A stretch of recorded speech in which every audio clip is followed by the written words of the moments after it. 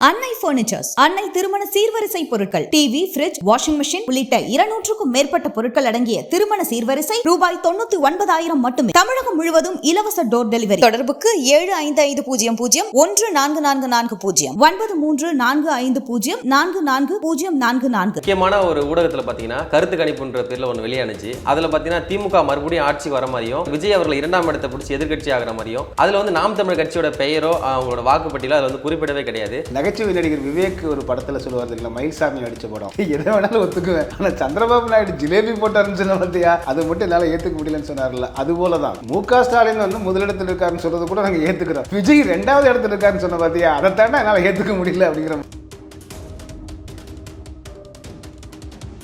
முக்கியமான ஊடகம் அவங்க எடுக்கிற கருத்து சரியா தானே இருக்கும். பெயரே சொல்றேன், புதிய தலைமுறை பணியாற்றணும். நாங்கள் அந்த புதிய தலைமுறை தொலைக்காட்சி உருவாக்கத்தில் கோர் டீம் சொல்லுவாங்க, அடிப்படையாக இருந்த டீம்ல வந்து நானும் பங்கேற்றோம். அப்படியே தலைகளை நிலைமை மாறி இருக்கு. எனக்கெல்லாம் உண்மையிலே வந்து பார்த்தீங்கன்னா நெஞ்செல்லாம் வலிக்குது. நாங்கள் இதுக்காக பாடுபட்டு அப்படிப்பட்ட ஒரு பொது ஊடகத்தை தமிழ்நாட்டில் ஒரு 24 மணி நேர தொலைக்காட்சி செய்தி சேனல் எப்படி இருக்கணுமோ அதுக்கு எடுத்துக்காட்டாக அதை கொண்டு வந்தோம். இன்று தரை மட்டத்திற்கும் கீழே கொண்டு போயிட்டாங்க.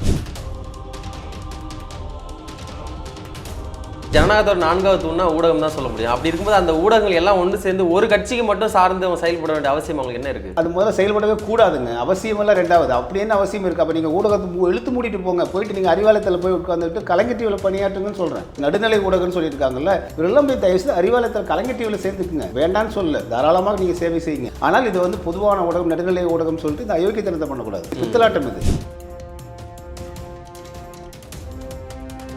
எப்படி வந்து மு.க. ஸ்டாலின் அவர்களும் உதயநிதி ஸ்டாலின் அவர்களும் நாம் தமிழர் கட்சியும் சீமான் பற்றி பெயர் குறிப்பிடாமல் குழந்தைங்களுக்கு இந்த பேய்க்கதை சொல்லுவாங்க பார்த்தீங்களா, அந்த மாதிரி சொல்வதை போல அப்படியே டிட்டோவாக இந்த புதிய தலைமுறை தொலைக்காட்சியும், நியூஸ் 18 தொலைக்காட்சியும், நியூஸ் 7 தொலைக்காட்சியும் உள்ளிட்ட தொலைக்காட்சிகள்லாம் பண்ணுறதை நீங்கள் பார்க்கலாம். ஒருவேளை நாம் தமிழர் கட்சியை வந்து நம்ம வந்து அதில் கணக்கில் காட்டி அதை பார்த்து மு.க. ஸ்டாலின் ஐயா, உதயநிதி ஸ்டாலின் ஐயா கோவம் வந்துருச்சுன்னா அப்புறம் பத்திரிகை ஊடக அறம் என்னாகிறது? 99 வந்து செல்வி ஜெயலலிதா அவர்கள் வாஜ்பாய் அரசை கவிழ்க்கிறாங்க. உடனே போய் முதுகை கொடுத்து முட்டு கொடுத்து தலையில் சுமந்தவர் வந்து கலைஞர் கருணாநிதி அவர்கள். முன்னாடி வரைக்கும் என்ன சொல்லியிருந்தாரு, ஆண்டி பண்டாரங்கள், பண்டார பரதேசிகள் அப்படின்லாம் வந்து பாரதிய ஜனதா கட்சியை திட்டிக்கிட்டு கடைசியில் முட்டு கொடுத்து இந்தியா அளவில் பாரதிய ஜனதா கட்சி வளர்வதற்கு ஒரு பதியன் போட்டு தண்ணீர் ஊற்றி உரம் வைத்தவர் கலைஞர் மு. கருணாநிதி.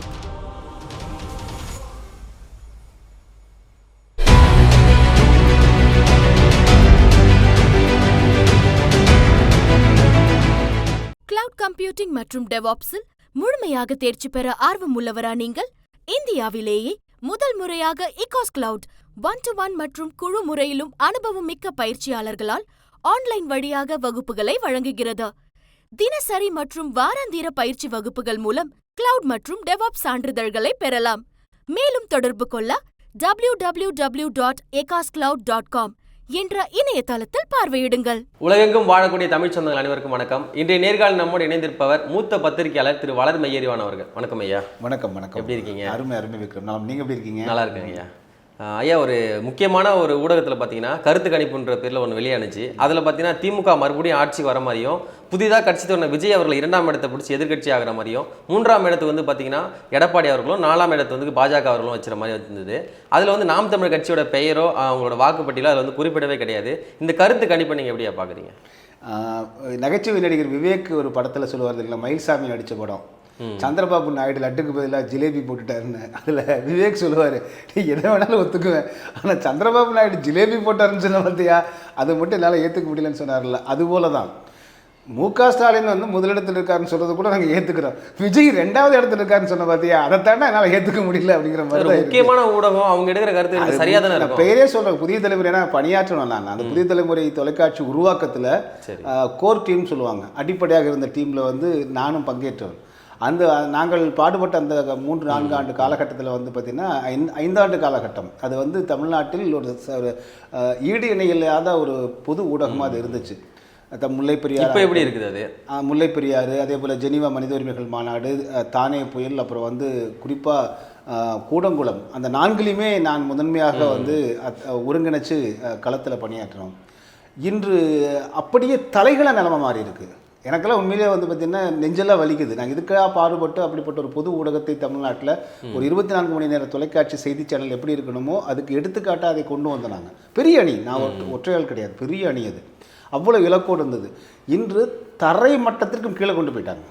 யார் கொண்டு போற நினைக்கிறீங்க இதெல்லாம்? அங்கே இருக்க ஒன்று வந்து உரிமையாளர் வந்து அதை எப்படி அனுமதிக்கிறாங்கன்னு தெரியல. அடுத்தது அங்கே செய்தி ஆசிரியர்களாக வரக்கூடியவங்க தான், அவங்கள தான் அவங்க திமுக காரங்களா இருக்காங்களா? வாய்ப்பு இருக்குது, நிறையா இருக்குது. இந்த எல்லா தொலைக்காட்சிகளுமே ஏன்னா இது நீங்கள் ஒன்றுமே இல்லை. இப்போ நீங்கள் வந்து பார்த்தீங்கன்னா அதிகமாக வந்து நாம் தமிழர் கட்சியிலேருந்து ஒரே ஒரு குருக்கள் வெளியில் போனால் கூட போய் ப்ரெஸ் மீட் வச்சு கூண்டோடு காலி என்று சொன்ன ஊடகங்கள்லாம் அது புதிய தலைமுறை ஒன்று. அதெல்லாம் வந்து எங்கள் எத்திக்கு வந்து தனியாக முதல்ல வந்து அறம் இப்படி தான் இருக்கணும்னு சொல்லிட்டு எடிட்டோரியல் வந்து டிசிஷன்ஸ் இருந்துச்சு, பாலிசி வச்சுருந்தோம் நாங்கள். அதில் வந்து முதல்ல வந்து பொட்டு வச்சுக்கக்கூடாது, குறிப்பாக வந்து விபூதி அப்புறம் குங்குமம் வைக்கக்கூடாது, எந்த மதச்சாயம் இருக்கக்கூடாதுன்னு உடையிலிருந்து பேச்சிலிருந்து செய்திகள் எப்படி இருக்கணும், என்ன சொற்களை பயன்படுத்த வேண்டும், எப்படி யாருக்கு பேலன்ஸ்டாக இருக்கணும், ஒருதலை பட்சமாக போயிடக்கூடாது, இதெல்லாம் நாங்கள் அறத்தோடு வந்து இருந்த தொலைக்காட்சி. எப்படி இப்போ அறம் தவறி போச்சு அப்படின்னா, அறம் என்ற செய்தி பத்திரிகை அறம் தரம் அப்படின்னு தெரியாதவங்க நாங்கள் தலைமை பொறுப்பில் இருக்காங்க. ஏன்னா தலைமை எப்படியோ அப்படி தான் வந்து கீழே இருக்கக்கூடியவங்க இருப்பாங்க. அப்படிப்பட்ட ஒரு ரொம்ப அபத்தமான செய்திகள்லாம் நம்ம தொடர்ந்து பார்த்துட்டு இருக்கோம். அதெல்லாம் பார்க்கும்போது கடும் கோபம் வருது எங்களுக்கு. ஏன்னா நாங்கள் பணியாற்றி உருவாக்கிய ஒரு தொலைக்காட்சி. ஏங்க நான் என்ன கேட்குறேன்னா, நீங்கள் வந்து மொத்தம் 100 விழுக்காடு, குழந்தைக்கு கூட தெரியும், 100ல் வந்து 36 போக மீதம் உள்ளதை மட்டும் நீங்கள் வந்து காட்சிப்படுத்துறதே முதல்ல எவ்வளவு பெரிய ஒரு அயோக்கியத்தனம், சரிங்களா? அது எப்படி நீங்கள் அது இப்போ நீங்கள் என்னென்னா அந்த புதிய தலைமுறை தொலைக்காட்சி எத்தனை பேர் உருவாக்கணுமோ அத்தனை பேரையும் நீங்கள் அவமதித்ததாக தான் அர்த்தம். நீங்கள் என்ன நோக்கத்தோட இலக்கோடு உருவாக்கப்பட்டதோ அதை நீங்கள் அவமதித்து தானே அர்த்தம். நீங்கள் இது எப்படி நீங்கள் 36 விழுக்காடு விட்டுட்டு போகலாம்? முதல்ல கருத்து கணிப்புங்கிறது என்னங்க? கருத்து கணிப்புங்கிறது வந்து ஒரு 1000 பேர் இருக்காங்க ஒரு கிராமத்தில், அவர்கள் வந்து ஒரு பொது கருத்தை வைத்து அந்த ஊருக்கு தண்ணி பைப்பு வந்து போடலாமா, தனியார்ட்ட கொடுக்கலாமா, அரசுக்கு கொடுக்கலாமா, இதுதான் அப்படின்னு வச்சுக்கலாம். அந்த 1000 பேர்த்துக்கு ஒரு எது மெஜாரிட்டியாக இருக்குதோ போய் கேட்குற 1000 பேர்த்துக்கு ஒவ்வொரு ஊருக்கு போயிருப்பாங்க, ஒரு 100 பேர்த்துக்கு கேட்குறது, 100 பேர்த்து அதான் சாம்பிள். 100 பேர்த்த வச்சு 1000 பேர்த்தினுடைய எண்ணங்களை வந்து கணக்கெடுக்கிறது. அதுக்கு வந்து சில சயின்டிஃபிக்கல் மேத்தமெட்டிக்ஸ்லாம் இருக்குது, அது மட்டும் எடுத்தால் கிட்டத்தட்ட ஓரளவுக்கு துல்லியமாக வரும்.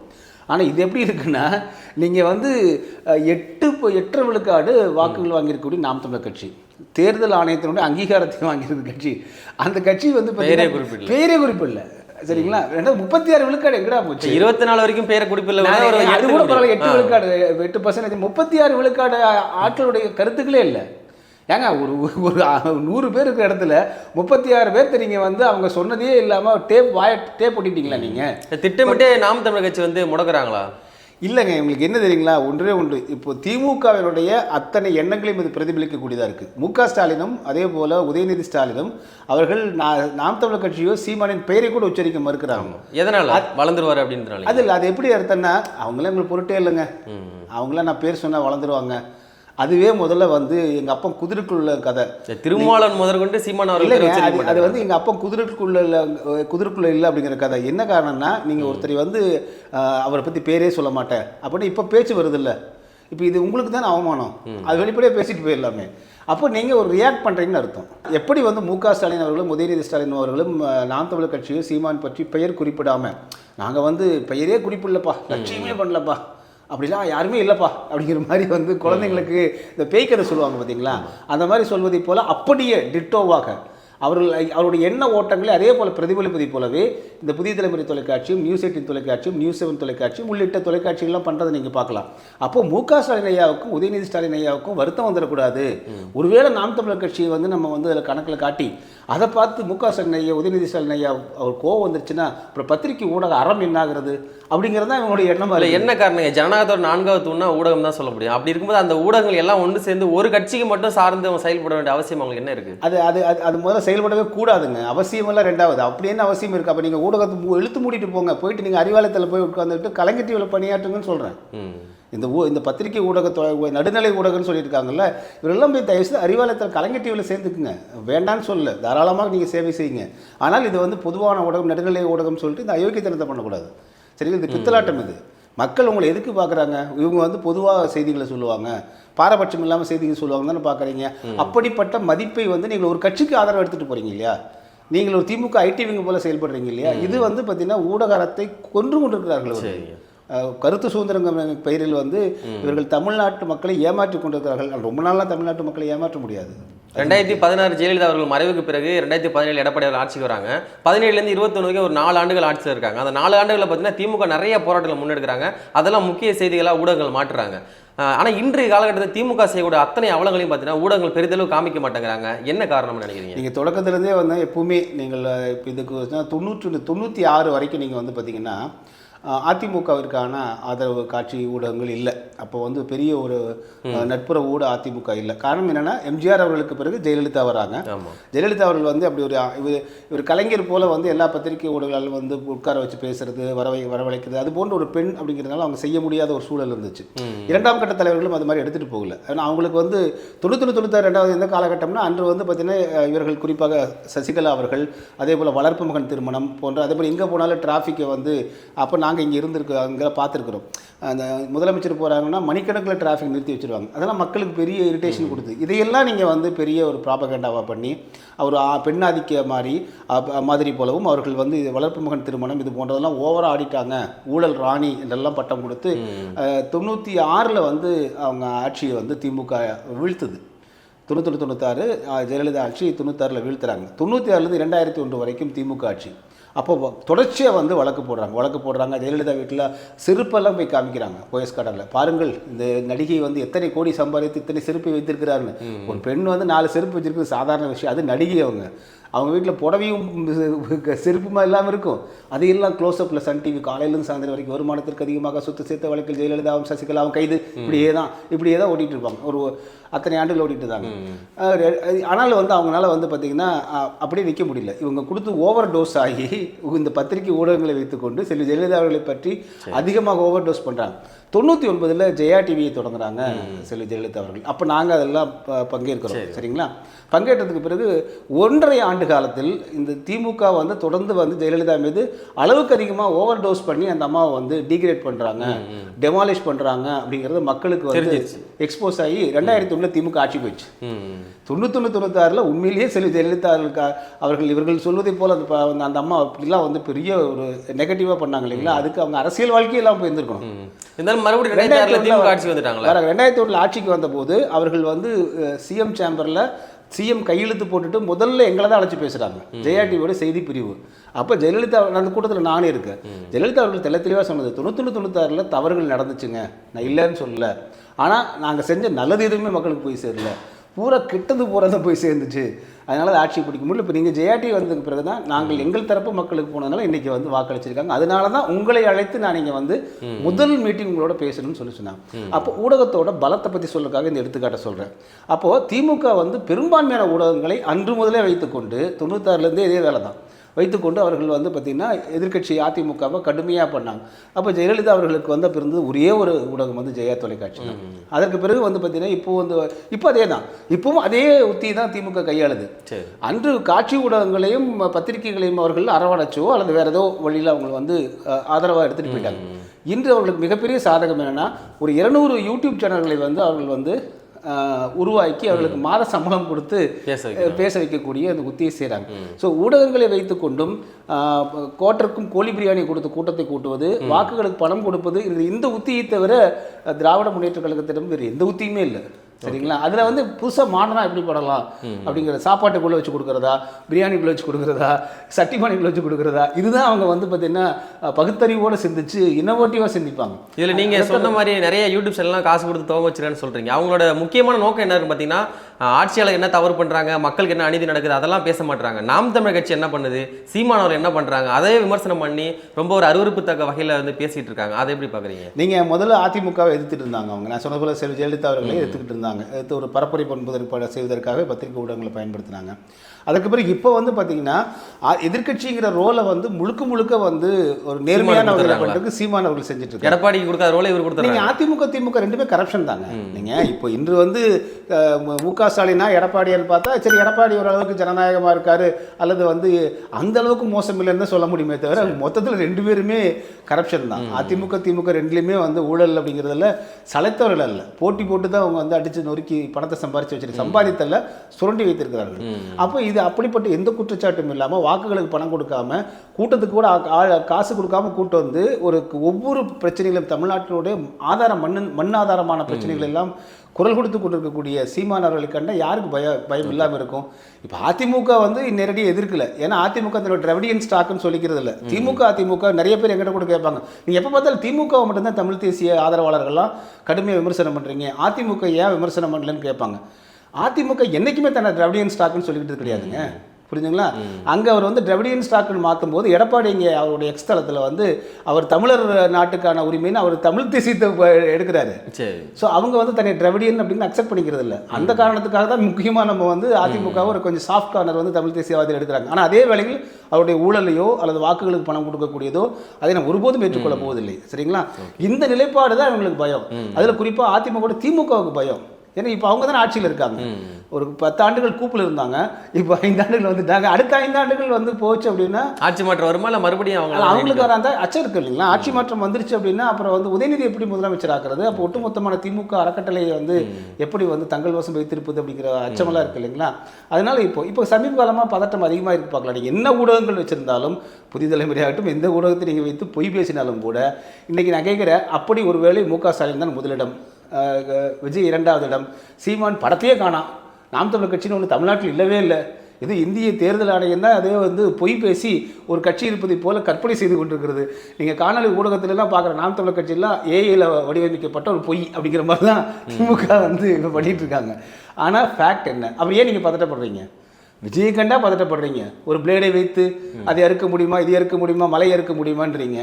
சீமானை கண்டு சீமான் பேரே சொல்ல மாட்டேன்றீங்க. எடப்பாடி பழனிசாமி அமித்ஷாவை சந்தித்து விட்டு வந்தாருன்னா அதுக்கு முன்னதாகவே இவருக்கு வந்து உளவுத்துறை தகவல் கிடைச்சதை சட்டமன்றத்திலே பதிவு பண்ணுறாரு முதலமைச்சர். இல்லை, ஆளை பார்த்தா பயப்பட மாட்டாருன்னு சொல்கிறீங்க, ஆனால் அறிக்கையை பார்த்தா பயப்படுறாங்களே. முதல்ல எடுத்துங்க, எம்ரான் படத்தில் முல்லை பெரியார் வந்து தவறாக சித்தரிச்சிருக்காங்கன்னு சொல்லி அறிக்கை விடுறாங்க.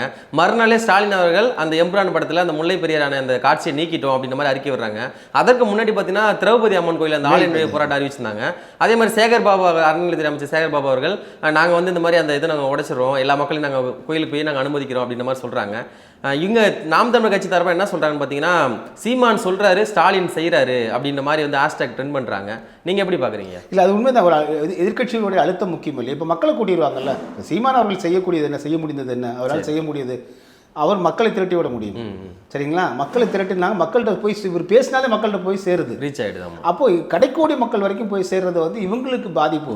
ஐயோ, நம்மளை பற்றி இவர் போட்டு கொடுத்துருவோம் போலப்பா மக்கள்கிட்ட, அதனால நம்ம என்ன பண்ணிடுவோம், அவரை வந்து அடுத்தது பேச விடாமல் என்ன செய்யணுமோ அதுக்கு வந்து நம்ம செஞ்சிருவோம் அப்படிங்கிற. இது ஒரு மாதிரி அசிங்கமாக தானே இருக்கும். ஒரு எதிர்கட்சியே இல்லாத ஒருத்தர் அறிக்கை வர்றாரு, அதை பார்த்துட்டு நம்ம செயல்படுத்துறது அசிங்கம் கிடையாது. இது வந்து இதுதான் டெமோக்ரஸி. இந்த பெருந்தன்மை வந்து திமுகவிடம் இல்லை. சரி, அவங்க வந்து அவர் பெயரை சொல்லியே இவர்கள் வந்து 8 விழுக்காடு வாக்குகள் வாங்கியிருக்காங்க, இவர்கள் தமிழ் தேசியத்தை முன்னிலைப்படுத்துகிறாங்க, அதனால் அவங்களுக்கு வந்து அவங்க செய்கிறோம் அப்படிங்கிற வந்து அந்த பெருந்தன்மை இல்லை. அவங்க வந்து என்னென்னா எல்லாம் தாங்களாகவே செய்து நினச்சிட்டு இருக்காங்க. இப்போது நீங்கள் டயஸ்போரா என்று சொல்லக்கூடிய உலகளவில் இருக்கக்கூடிய அயலகம் அப்படிங்கிறது வந்து பார்த்திங்கன்னா முதலாக நாம் தமிழர் தான் அரசியல் கட்சியை வந்து கிளைகள் பரப்புச்சு. உடனே அதை காப்பி அடிச்சு தான் நீங்கள் வந்து திமுக அயலகம் அப்படின்னு ஆரம்பித்தாங்க. நெய்தல் படைன்னு சொல்லும்போது திராவிட கழகத்தை சேர்ந்தவங்க சமூக ஊடகங்கள் கிண்டல் பண்ணாங்க. கடைசியில் அதைவே தான் வந்து பார்த்தீங்கன்னா திமுக அரசு செய்து காப்பி கேட்டு, அப்படியே நாம் தமிழ் கட்சி என்ன செய்தோ அதே காப்பி கேட்டு ஒரு ஸ்டேஜில் இப்படிலாம் கையெல்லாம் உயர்த்திலாம் ஒரு முழக்கமிட ஆரம்பிச்சிட்டாரு. ஸோ இப்போ அந்த பக்கம் வந்து தாவேக்காவை பார்த்து பயப்படுறாங்கிறாரு, இந்த பக்கம் அமித்ஷாவை வந்து எடப்பாடி சந்திச்சுட்டு வந்தால் சந்தித்து வந்து விட்டீர்களா, அங்கே போய் இதெல்லாம் சொல்லுங்கள், அப்புறம் வந்து கார் மாறி போனாரெல்லாம் வந்து ஒரு முதலமைச்சர் பேசணுமா, அது ஊடகங்கள் வரக்கூடிய கிசு. அவர் கார் மாறி போனா என்ன, நீங்க உருண்டு போனா உங்களுக்கு என்ன, ஆக பதற்றம். இப்போ என்ன பிரச்சனைனா, இப்போது நாம் தமிழர், அதிமுக, விஜய் இவங்கெல்லாம் ஒன்றா சேர்ந்து ஏதாவது ஸ்ட்ராட்டஜி வகுத்துட்டாங்கன்னா, ஒருவேளை அரித்மெட்டிக் வந்துருச்சுன்னா, சின்ன எடுத்துக்காட்டு சொல்கிறேங்க. இப்போது பாஜக கிட்ட 10 விழுக்காடு வந்துருச்சு. இவங்க என்ன சொன்னாங்க போன தடவை, பாஜக உள்ளே பூந்துடும் தோழர், பாஜக உள்ளே பூந்துடும் பாய், திமுக ஓட்டு போடுங்க அப்படின்னு தான் போன தடவை பண்ணாங்க. இன்னைக்கு 10 விழுக்காடு ஓட்டு வந்துருச்சு. இவங்க திமுக கேம்பெயின் பண்ணதற்கு பிறவே நீங்கள் வந்து பார்த்தீங்கன்னா அதனுடைய விழுக்காடு 10 தாண்டிடுச்சு. யார்? பாஜகவோட விழுக்காடு. இப்போ பாமக, அப்புறம் நீங்கள் ஜான் பாண்டியன், கிருஷ்ணசுவாமி இவங்கெல்லாம் நீங்கள் கணக்கு சேர்த்துனா ஒரு 18 விழுக்காடு நீங்கள் கணக்கு சொல்கிறாங்க அவங்க. அந்த 18 விழுக்காடு வாக்கு அதிமுக 22 விழுக்காடுன்னு போட்டுக்குங்க. 18 22 கூட்டினா என்னாச்சு? 40 விழுக்காடு வெற்றி பெற்றலாம். இதுதான் பதட்டம். இதனால தான் மு.க. ஸ்டாலின் ஐயா இப்போ கூட்டணி பேச்சுவார்த்தைலாம் முடிஞ்ச ஓரளவு கூட்டணி வைக்கிறத 90% உறுதி பண்ணிட்டாங்க. 2026 ஓரளவு கூட்டணி வச்ச திமுக அரசை வீழ்த்திடுவாங்களா? இப்படி நீங்கள் ஒரே ஒரு கிட்டத்தட்ட வந்து பார்த்தீங்கன்னா எல்லாத்தோட வாய்ஸ் ஒரே மாதிரி ஒலிக்குது. விஜயே என்ன சொல்கிறாரு, திமுக வீழ்த்த வேண்டும்ன்றார். அது சீமான் அவர்களும் வரவேற்கிறார். எடப்பாடி பழனிசாமி அதே கொள்கையோடு தான் இருக்கார். பாஜகவுக்கும் அதே கொள்கை தான் இருக்குது. ஸோ இவங்க வந்து எல்லாம் சேர்ந்து ஒரே ஒரு வந்து இப்போ மோடி இல்லையா ராகுல் காந்தியாகும் போது நாட்டு மக்கள் மோடின்னு தீர்மானிச்சிட்டாங்க. ஆனால் உங்களுக்கு முழு மெஜாரிட்டி தர மாட்டோம், சந்திரபாபு நாயுடு அல்லது நீங்கள் நிதிஷ்குமார் வச்சு தான் நீங்கள் வந்து ஆட்சி நடத்த முடியும், ஸோ ஒரு மைனாரிட்டி உங்களுக்கு கொடுத்துருக்கோம் அப்படின்னு ஒரு வார்னிங் கொடுத்துருக்காங்க. அப்போ வந்து ஏன்னா ஆப்போசிட்டில் பார்ட்டி இல்லை, நீங்கள் காங்கிரஸ் ஸ்ட்ராங்காக இருந்தானே நேரம் காங்கிரஸ் கை மாறி இருக்கும். காங்கிரஸ் வலுவில்லாதனால தான் இவங்கள தான் வச்சு குடித்தனம் நடத்தணுங்கிற சூழ்நிலையில் இருந்தாலும் உனக்கு முழு மெஜாரிட்டி கொடுக்காம கொஞ்சம் வந்து நாங்கள் கடிவாளத்தை கையில் எடுத்திருக்கோம் அப்படிங்கிறத இந்தியன் ஓட்டர்ஸ் சொல்லியிருக்கக்கூடிய டீகோட் பண்ணிங்கன்னா அதுதான் மீனிங். ஸோ அதுபோல தான் இங்கேயும் அப்படி தான் விஜயகாந்த் வரும்போது பண்ணாங்க. ஜெயலலிதா மேலேயும் கருணாநிதி மேலேயும் இருந்த அந்த கடும் கோபத்தை விஜயகாந்த் என்பவர் கொடுத்து வந்து அவங்க வந்து லகான் எடுத்து பிடிச்சாங்க. அதுக்கப்புறம் விஜயகாந்த் சர்வைவ் ஆக முடியல. இன்னைக்கு சீமான் அந்த ரோல் எடுத்திருக்காரு. இருந்தாலும் இவங்கெல்லாம் தனிச்சு நிற்கிறது வந்து திமுகவுக்கு மறுபடியும் ஆட்சி அதிகாரத்தை நோக்கி போகிறது நல்ல ஒரு வாய்ப்பாக இருக்கும்ல. இப்போ திமுகவுக்கு ஒரே மகிழ்ச்சி என்னன்னா, இது வரைக்கும் அதாவது எடப்பாடி பழனிசாமி அவர்கள் அமித்ஷாவை சந்திக்கும் நிமிடத்துக்கு முன்பு வரையிலும் திமுக குறிப்பாக மு க ஸ்டாலின் பயங்கர மகிழ்ச்சியில் இருந்தாங்க. அதிமுக தனிச்சு நிற்க போகுது, சீமான் யார் கூட கூட்டணி இல்லைன்ட்டாரு. அப்புறம் வந்து விஜய் வந்து எப்படியா ஒரு வாக்கு வங்கி நிதிக்கு தனியாக தான் அவங்க பிரிஞ்சு நின்னாங்கன்னா நம்ம சுலபமாக வெற்றி அடைஞ்சிடலாம் நினைச்சாரு. இப்போ எடப்பாடி சந்திச்சுட்டு வந்ததுக்கு பிறகு ஸ்ட்ராட்டஜி பூரா மாறிடுச்சு. இப்போது அதாவது அமித்ஷாவை எடப்பாடி சந்திச்சதுக்கு பிறகு ஸ்ட்ராட்டஜி மாறிடுச்சு. இப்போ ரெண்டு ஆப்ஷன் தாங்க. திமுக கூட்டணி உடைந்தால் அதிமுகவுக்கு வாய்ப்பு இல்லை, அது உடைய வாய்ப்பே இல்லைன்னு சொல்லி உடைய வாய்ப்பே இல்லை அப்படின்னு இப்போ எல்லாமே உறுதியாக அடித்து சொல்கிறாங்க. உறுதியாக இருக்காங்க. தேர்தலுக்கு முதல் வாரம் வரைக்கும் நம்ம உறுதி சொல்ல முடியாது. தேர்தலை பொறுத்த வரைக்கும் இது மாதிரி உறுதியாக சொல்கிறீங்க. இது மாதிரி உறுதியாக சொல்லி உறுதின்னு கடைசியில் சொல்லி நாட்டு நலனுக்காக மக்களின் நலனுக்காக 99 வந்து செல்வி ஜெயலலிதா அவர்கள் வாஜ்பாய் அரசை கவிழ்க்கிறாங்க. ஒரு டீ பார்ட்டியில் கவிழ்க்கிறாங்க. உடனே போய் முதுகை கொடுத்து முட்டு கொடுத்து தலையில் சுமந்தவர் வந்து கலைஞர் கருணாநிதி அவர்கள். அதுக்கு முன்னாடி வரைக்கும் என்ன சொல்லியிருந்தாரு, ஆண்டி பண்டாரங்கள் பண்டார பரதேசிகள் அப்படின்லாம் வந்து பாரதிய ஜனதா கட்சியை திட்டிக்கிட்டு கடைசியில் முட்டு கொடுத்து இந்தியா அளவில் பாரதிய ஜனதா கட்சி வளர்வதற்கு ஒரு பதியன் போட்டு தண்ணீர் ஊற்றி உரம் வைத்தவர் கலைஞர் மு கருணாநிதி. எந்த அரசை கவிழ்த்ததோ ஜெயலலிதா அவர்கள், அவங்க அடுத்த 2004 அதே பாஜகவோடு கூட்டணி வச்சாங்க. ஸோ திமுக 2 கட்சிகளுக்குமே அதிமுக திமுக திராவிட கட்சிகளுக்கு கொள்கை வேறு கூட்டணி வேறு சரிங்களா. இப்போ எந்த கட்சி ஆனால் அது எதிர்கட்சிக்கு அவங்க எதிர்கட்சி குறை சொல்லும் போது கொள்கையை வச்சு குறை சொல்லுவாங்க. இவங்க கூட்டணிக்கு போகும்போது கூட்டணி பண்பாட்டுக்கு போயிடுவாங்க. சரிங்களா. இது வேற இங்கே ஒரு மறு வச்சுக்கோங்க, இங்கே ஒரு மறு வச்சுக்குவாங்க, அவ்வளோதான். இதை பார்த்து தமிழ்நாட்டு மக்கள் அடையே பரவாயில்ல பிரில்லியன்ட் அப்படின்னு கைதட்டிட்டு போகணும். அப்படி தான் நினச்சிட்டு இருந்தாங்க. இன்னைக்கு அப்படி இல்லை நிலைமை. இன்றைக்கி நாம் தமிழர் கட்சி ஒரு வலிமையாக ஊழல் இல்லாமல் வாக்குகளை பணம் கொடுக்காம இங்கே அரசியல் நடத்த முடியும், இயக்கம் நடத்த முடியும், மக்களை திரட்ட முடியும், அரசாங்கத்தை செயல்பட வைக்க முடியும். நீங்கள் சொன்னது அதுதான். இன்றைக்கி அவங்களுக்கு அறிக்கை விட்டு அங்கே செயல்பாடு வருது அப்படின்னா அப்போ இதுதான் ஒரு உண்மையான ஒரு டெமோக்ராசி. தமிழ் தேசியம் வந்து தமிழ் மண்ணில் வளர்ந்துகிட்டு இருக்குன்னு சொல்கிறீங்களா? தமிழ் தேசியம் தமிழ் மண்ணில் ஏற்கனவே இருந்துச்சுங்க. இடையில கொஞ்சம் 40-50 ஆண்டுகளும் திராவிடத்துக்கு கொடுத்துருந்தாங்க. சரி, அவங்க இப்போ ஒருத்தர் பொறுப்பு நான் பார்த்துக்கிறேங்க தமிழ்நாட்டை அப்படின்றீங்க. சரி இருப்பா, நான் போய் ஒரு ஊர் சுற்றிட்டு வரேன், கோயில் குளத்துக்குலாம் போயிட்டு வரேன், அது வரைக்கும் நீ ஊரை பார்த்துக்க அப்படின்னு சொல்லிட்டு போகிற மாதிரி தான் கொடுத்து பார்த்து குட்டிச்சவராக்கிட்டீங்க. 2009 1.5 லட்சம் பேர் கொண்டு குவிக்கும் போது நீங்கள் வந்து கைதட்டி வேடிக்கை பார்த்துட்டு நாடகம் ஆடிட்டு இருந்தீங்க. தம்பி கிளம்புப்பா, எங்கள் நாட்டை நாங்கள் பார்த்துக்கிறோம். இதுதான் தமிழ் தேசியம். வளர்ச்சி தளர்ச்சியில் இல்லை இருந்தது. இடைக்காலத்தில் இவர்கள் வந்து செய்கிறாங்கன்னு கொடுத்தோம். இவர்கள் வந்து செய்தது பூரா அவர்கள் வந்து ஒட்டுமொத்தமாக தமிழ்நாட்டையும் தமிழ்நாட்டினுடைய மண் இயற்கை வளங்கள் எல்லாத்தையும் சீரழித்து இன்றைக்கி பள்ளிக்கூட மாணவிகள் மதுபான கடையில் வந்து காலையில் போய் குடிக்கிற அளவுக்கு கொண்டு வச்சுருக்காங்க. புரிஞ்சுங்களா. நேற்று பார்த்தீங்களா, அந்த ஒரு மலையூருங்கிற இடத்துல புதுக்கோட்டை ஒரு இளைஞரை வெட்டிட்டாங்க. பெண்கள் போய் அடித்து உடைக்கிறாங்க. அந்த நீங்கள் காட்சியில் வந்து பார்த்தீங்கன்னா அதுதான் திராவிட மாடல் அப்பாவினுடைய டாஸ்மாக் கடையை தமிழ் அம்மாக்கள் உடைக்கிறாங்க. புரிஞ்சுங்களா. இப்போ அப்பாவினுடைய நிலைமை இப்போ எப்படி இருக்கு பாருங்க. அப்பா வந்து கல்லடிப்பட்டுக்கு வந்திருக்கார், அம்மா கிட்ட ஒட்டுமொத்தமான தமிழ்நாட்டு தாய்மார்களிடம் கல்லடி வாங்கி கொண்டிருக்கிறார் நம்ம அப்பா. புரிஞ்சுங்களா. இதுதான் இவங்களுடைய இது. ஒட்டுமொத்தமாக லகானை விட்டுட்டு வந்து இன்னைக்கு தவித்து கொண்டிருக்கிறது திமுக. ஓகே, நிறைய தகவல்களை பகிர்ந்தீங்க. மிக்க மகிழ்ச்சி. நன்றி. வணக்கம். சாட்டை எடுத்து நாட்டை திருத்து.